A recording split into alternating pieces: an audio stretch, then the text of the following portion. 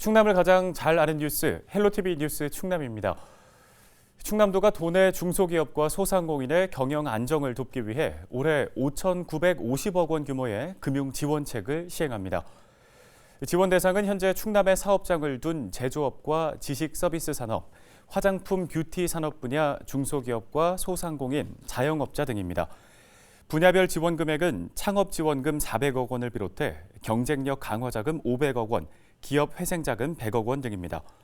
소상공인과 중소기업은 충남신용보증재단 등이 발급한 보증서를 은행에 제출하면 대출을 받을 수 있고 자세한 내용은 충남도청 홈페이지를 참고하면 됩니다. 서산시가 소형 음식점들을 대상으로 음식물 쓰레기 무상 수거를 오는 2월 28일까지 연장하기로 했습니다. 시는 지난해 4월부터 코로나19로 어려움을 겪고 있는 소상공인들을 돕기 위해 소형 음식점 2,800여 곳의 음식물 쓰레기를 무료로 수거해 왔는데요. 비용으로 환산하면 한 달 평균 15,000원입니다. 해당 음식점은 무상 수거 표지를 용기에 부착해 일요일을 제외한 날 오전 8시에서 오후 5시 사이에 배출하면 됩니다.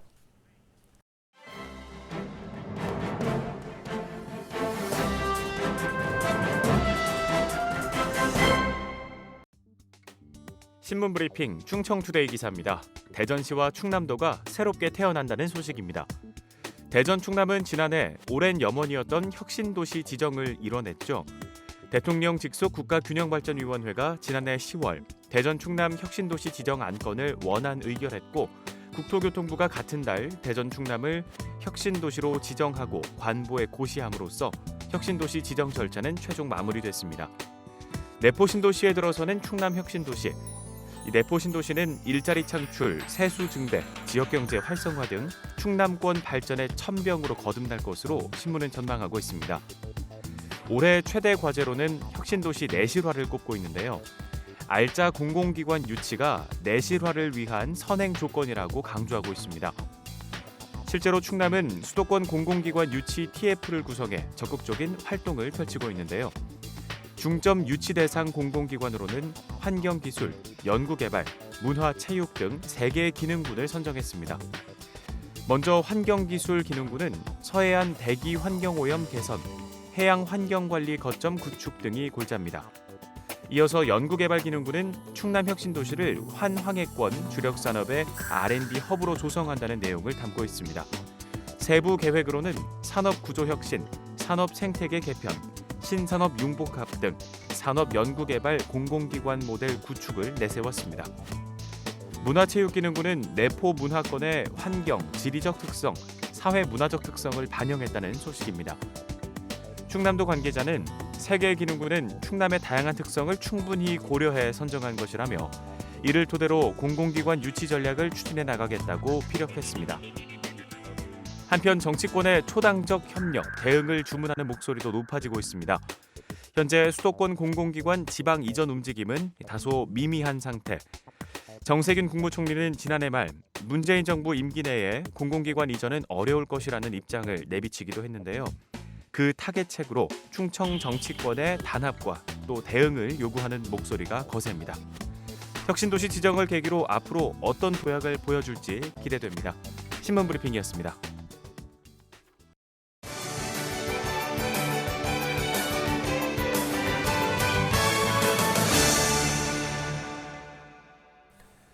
이어서 각 지자체의 소식을 가장 빠르게 전해드리는 오늘의 정보 시간입니다. 오늘은 서산시의 소식인데요. 서산시가 청소년 문화의 집 건립 사업비를 확보했다고 합니다. 심은주 서산시 아동청소년 팀장과 전화 연결해서 자세한 소식 들어보겠습니다. 팀장님 안녕하십니까? 네, 안녕하세요. 서산시 아동청소년 팀장 심은주입니다. 네, 서산시가 청소년 문화의 집 유치에 성공했다고 하죠. 자세한 내용부터 소개를 해주실까요? 네, 서산시가 청소년 건전 육성 마련과 돌봄 공백 해소에 청신호가 켜졌습니다. 청소년 문화의 집 건립 사업에 2021년 도비 5억 원을 확보한 건데요.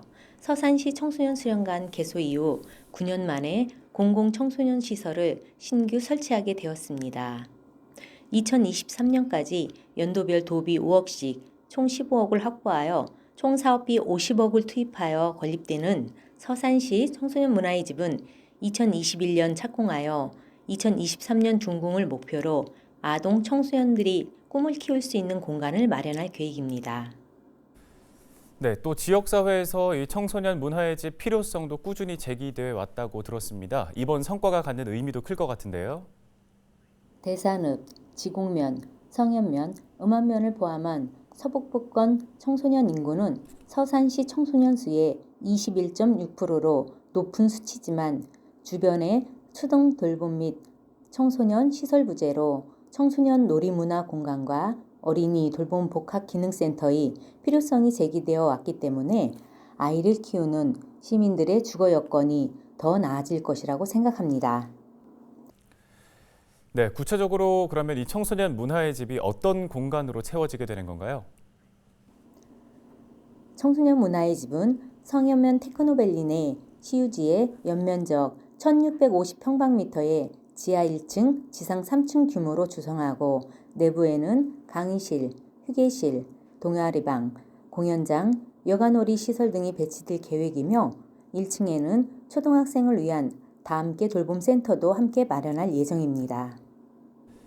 네, 이 센터에 돌봄센터 그리고 여가 문화 시설까지 들어서면서 기대가 큰데요. 청소년 문화의 집 운영을 통해서 어떤 효과들을 기대를 해볼 수 있을까요?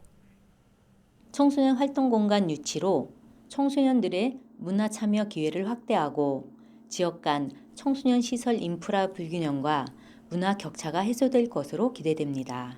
또한 초등 돌봄 공간 구성으로 맞벌이 및 저소득 가정 아동의 돌봄 사각지대를 해소할 수 있을 것으로 사료됩니다. 네, 잘 알겠습니다. 이 밖에도 서산시에서는 매년 청소년들을 위해서 다양한 사업들을 추진하는 걸로 알고 있습니다. 어떤 사업들 준비되어 있습니까? 서산시에서는 청소년들의 참여 및 권리 증진을 위해 청소년 전용 공간 영차영차를 운영, 공공청소년 수련시설 지원 및 동아리 지원, 어울림마당 추진과 청소년 안전망 확충, 학교폭력 예방 교육 및 공연 등을 추진하고 있습니다.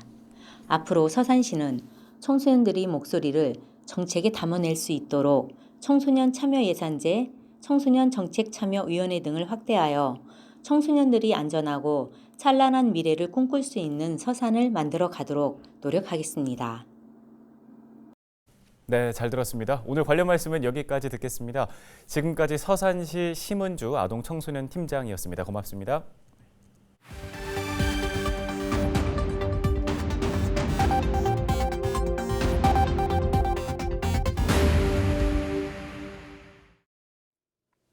시청자 여러분 안녕하세요. 태안경찰서 장은효 순경입니다. 운전을 하다 보면 진로를 변경해야 하는 순간이 정말 많은데요. 제대로 된 진로 변경 방법을 몰라 사고로 이어지는 경우가 허다합니다. 지난 9월 공주에서 있었던 사고 영상부터 만나보겠습니다. 블랙박스 차량이 2차로를 달리고 있는데요. 1차로를 달리던 차량이 갑자기 끼어들면서 충돌하는 사고가 발생합니다. 깜빡이도 켜지 않은 채 달리다 갑자기 방향을 틀면서 일어난 사고인데요. 진로 변경 시 미리 방향 지시 등을 켜고 변경하려는 차로에 다른 차량이 있는지 통행에 방해가 되진 않는지 꼼꼼히 살핀 후 이동해야 합니다. 다음 영상 이어서 보겠습니다. 지난 10월 홍성의 한 도로 블랙박스 차량이 1차로를 주행 중인데요. 교차로를 통과한 직후 갑자기 끼어드는 사륜 오토바이를 들이받는 사고가 발생합니다. 본선에 합류한 사륜 오토바이가 1차로까지 대각선으로 진로 변경하면서 일어난 사고인데요. 합류도로에서 주행 차로로 들어설 때는 다른 차량의 통행에 방해가 되진 않는지 살피고 합류 후에는 좌우 전후를 살피면서 한 번에 하나의 차로씩 안전하게 진로 변경을 해야 합니다. 다음 영상 이어서 보겠습니다. 지난 11월 공주의 한 도로에서 일어난 사고입니다. 블랙박스 차량 앞으로 오토바이 무리가 선행하고 있는데요. 오토바이에 브레이크 등이 들어오자 갑자기 진로를 변경하는 차량. 그러나 중심을 잃고 흔들리다 중앙 분리대를 들이받고 멈춰섭니다. 고속주행 중 급격히 진로를 변경하거나 방향을 전환하면 한쪽 타이어에 하중이 쏠리면서 차가 좌우로 심하게 휘청거리며 방향을 잃게 됩니다. 규정 속도를 준수하고 안전하게 진로 변경하는 등 기본을 잘 지키는 게 언제 어디서나 중요합니다. 지금까지 블랙박스로 본 교통안전 장은효 순경이었습니다.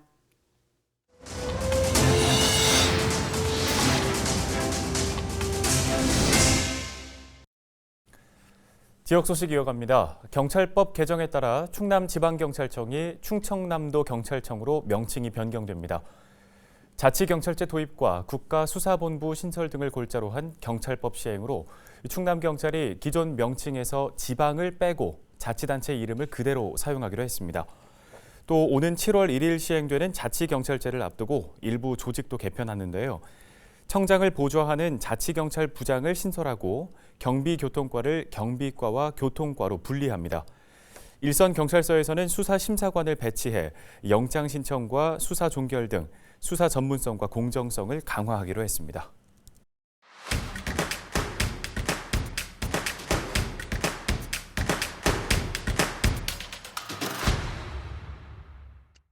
예산군이 올해에도 보호자 없는 병실 운영 사업을 추진합니다. 예산종합병원, 명지병원과 보호자 없는 병실 운영 협약을 체결한 예산군은 올해 1억 6,800만 원을 투입할 계획입니다. 지원 대상으로 선정되면 다인 병실 이용 시 연간 최대 45일 범위 내에서 24시간 무료 간병 서비스를 받을 수 있습니다. 최근 준공된 홍성군 산불 대응센터가 본격적인 운영에 들어갔습니다. 센터에는 대기실과 휴게실 등 근로자를 위한 각종 편의시설과 진화장비 보관 창고 등이 갖춰져 있습니다. 군은 이번 센터 건립으로 산불 진화 헬기 조종사 등 진화 내의 근무 환경 개선과 조기 산불 진화에 신속히 대응할 수 있을 것으로 기대하고 있습니다. 태안에서는 제철을 맞은 겨울 딸기 수확이 한창입니다. 지난해 긴 장마로 생산량이 감소할 것으로 예상됐지만 가을부터 일조량이 좋아지면서 오히려 지난해보다 최대 50% 이상 생산량이 증가할 것으로 기대되는데요. 현재 태안에서는 모두 6개의 농가가 2.4헥타르 면적에서 딸기를 재배하고 있습니다. 청량군이 오는 20일부터 충남 서울학사관 입사생 6명을 모집합니다. 서울시 구로구에 위치한 서울학사관은 1일 삼식 제공과 저렴한 기숙사비로 경제적 부담이 큰 학생들에게 도움이 되고 있는데요. 1년 이상 충남도에 주민등록이 돼 있고 학업 성적 기준을 충족한 대학생, 대학원생이라면 누구나 신청할 수 있습니다. 지금까지 25초 뉴스였습니다. 끝으로 날씨 정보입니다. 중국 바레만 부근에서 남동진하는 기압골의 영향으로 화요일 새벽 사이에 충청권에는 비 또는 눈이 내리겠습니다. 예상 적설량은 충청 내륙 지역에 1에서 3cm, 충남 서해안에는 1cm 내외일 것으로 보입니다. 출근길 교통 안전에 신경 쓰시기 바랍니다. 자세한 지역별 날씨 보시죠. 전국 곳곳에 한파특보가 발효된 가운데 우리 지역도 영하권의 맹추위가 찾아오겠습니다. 오전 기온은 대체로 영하 6도 선에 머물겠습니다. 낮에는 대부분 눈이나 비가 그치겠지만 기온은 크게 오르지 못하겠습니다. 대부분 지역에서 영하 2, 3도 선에 그칠 것으로 보입니다. 주간 날씨입니다. 기온이 점차 떨어져 6일 이후에는 평년보다 2에서 6도가량 낮은 기온이 장기간 지속될 것이란 예보입니다. 추위로 인한 면역력 저하 등 건강관리에 유의하시기 바랍니다. 한편 수요일 이후에도 계속해서 눈 소식이 있으니까요. 기상정보 잘 확인해 주시기 바랍니다. 바다 날씨 보시죠. 서해 먼바다를 중심으로 바람이 최대 초속 13m로 강하게 불고 물결이 2.5m까지 높게 일겠습니다. 항해나 조업하는 선박은 유의하시기 바랍니다. 날씨 정보였습니다. 2021년 새해에도 코로나19는 여전합니다. 연말연시 특별 방역 대책은 17일까지 계속됩니다. 수도권에만 적용되던 5인 이상 사적 모임 금지가 4일부터 전국적으로 확대됐습니다. 장기간 지속되는 거리두기 조치로 피로감도 많이 쌓이셨을 텐데요. 확산세가 확실하게 잡힐 때까지는 거리두기 지침 잘 지켜주시기 바랍니다. 뉴스를 마칩니다. 고맙습니다.